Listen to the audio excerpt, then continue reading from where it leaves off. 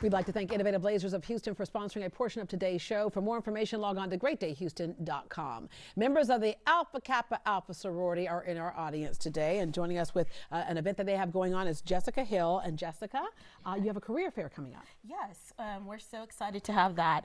The Missouri City chapter of Alpha Kappa Alpha, in partnership with Workforce Solutions and the Houston Alumni chapter of Kappa Alpha Psi Fraternity Incorporated, we're hosting a job fair. Yeah, there's opportunities out there. You want to make sure people can connect with those. Absolutely.